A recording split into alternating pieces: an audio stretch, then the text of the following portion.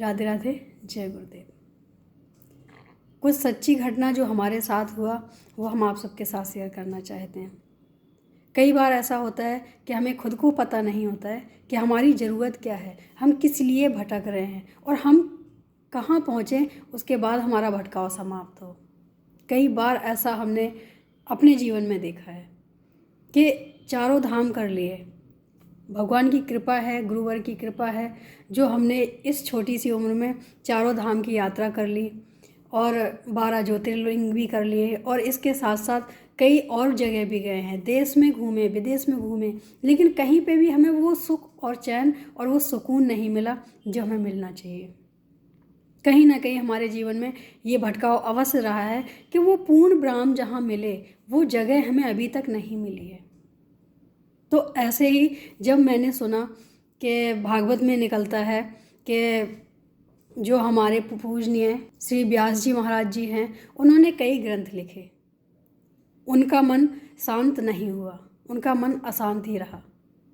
लेकिन जब वहीं पे उन्होंने भगवान की बाल लीलाओं की कथाएं लिखी और उन्होंने वो दर्शाने की कोशिश की जो भगवान ने किया है, तब जाके उनको लगा कि जो हम करना चाहते थे या जो हम खोज कर रहे थे, जो हमारी अशांति का कारण था, यही था कि हम अब तक परमात्मा तक नहीं पहुंच पाए थे। और शायद यही मेरे जीवन का एक हिस्सा था, जो हम सब जगह होने के बाद भी हमें ये लग रहा था कि हमें वो चीज़ अभी तक नहीं मिली जो हमारे मन को, जो हमारे हृदय को शांत कर सके। तब जाके हमें इत्तेफाक ही कह सकते हैं, इत्तेफाक से हमें वृंदावन जाने का मौका मिला और कहीं ना कहीं उस मौके ने हमें एकदम से बदल दिया।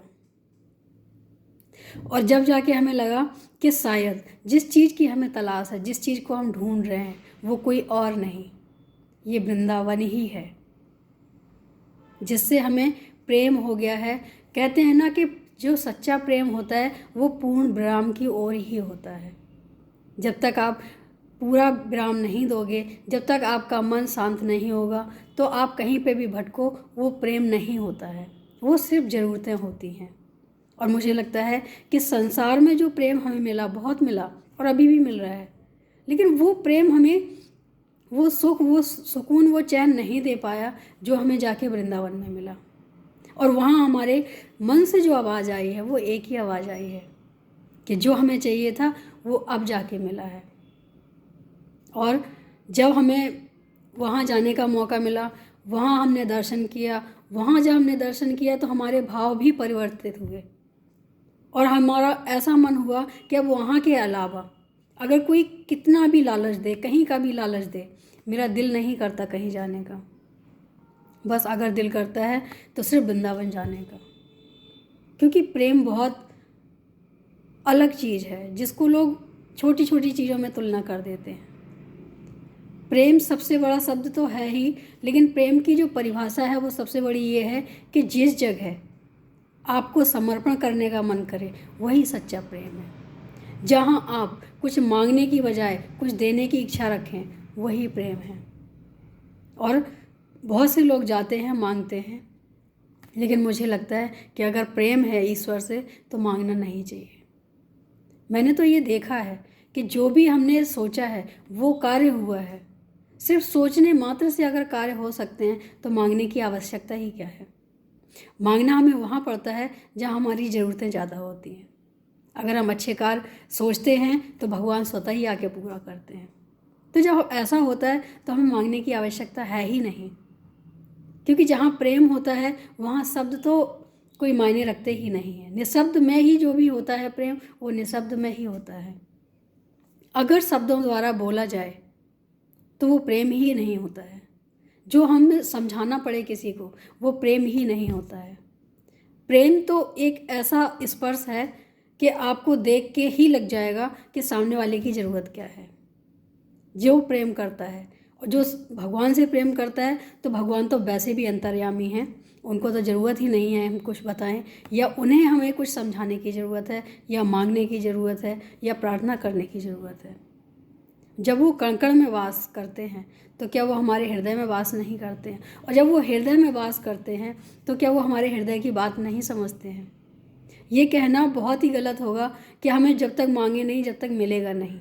मुझे लगता है कि प्रेम सच्चा हो, विश्वास पक्का हो, बिन मांगे सब कुछ मिलेगा। जिस दिन से हमने वृंदावन में कदम रखा है उस दिन से मुझे लगता नहीं कि हमने कुछ मांगा हो, और मांगने का तो सुध ही नहीं रहती है कि हम मांगें क्या। वैसे तो हम यहाँ से भी यही सोच के जाते हैं कि हम दर्शन करने जा रहे हैं, हम भगवान से प्रार्थना करने जा रहे हैं, हम समर्पण के लिए जा रहे हैं, हम प्रेम के लिए जा रहे हैं, हम मांगने के लिए जाते ही नहीं हैं। कई लोगों ने जैसे बोला भी कि तुम वहाँ जाते हो तो मेरी वजह से, मेरी तरफ से ये अर्जी लगा देना। तो मेरा यही कहना है कि वहाँ जाके हमें कुछ याद रहता ही नहीं है कि हम किस चीज़ की अर्जी लगाएं।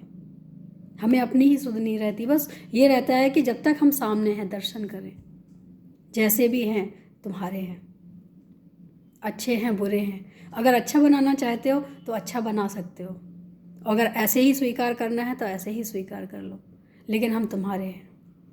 ये भाव मन में रहता है बस।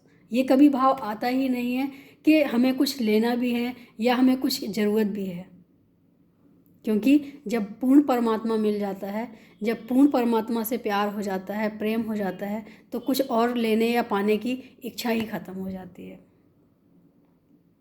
इसलिए जब भी जाते हैं एक ही बात बोलते हैं,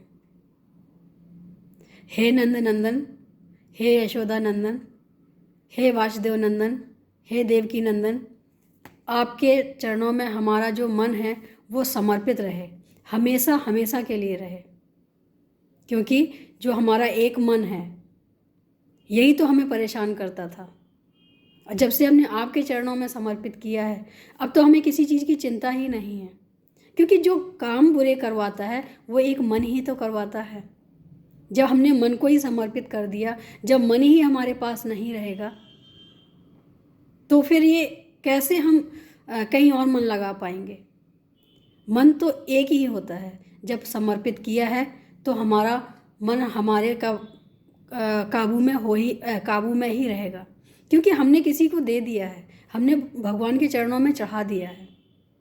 जो चीज़ हमारे पास है ही नहीं तो हम उसको कैसे स्वीकार करेंगे, या वो हमें कैसे भटका सकता है जो चीज़ हमारे पास है ही नहीं। जैसे कि हमारे पास सोना चांदी होता है, हमें चिंता जभी तक होती है खोने की या चोरी होने की जब तक वो हमारे पास होता है।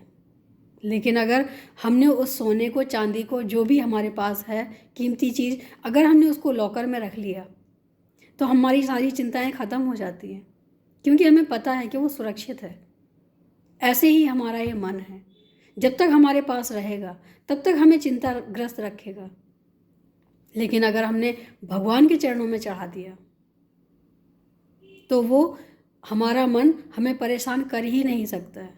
फिर जो हम चाहेंगे, जो प्रभु चाहेंगे, जो प्रभु इशारा करेंगे, हम वही काम करेंगे। मन का कोई अस्तित्व ही नहीं है कि वो हमसे कुछ करवा ले। फिर तो हम मन से कहते हैं कि जो हम चाहेंगे वही होगा, जो प्रभु चाहेंगे वही होगा, जिसमें हमें सुख मिलेगा वही होगा। और मन करता भी है, क्योंकि मन गुलाम हो जाता है उस टाइम पे।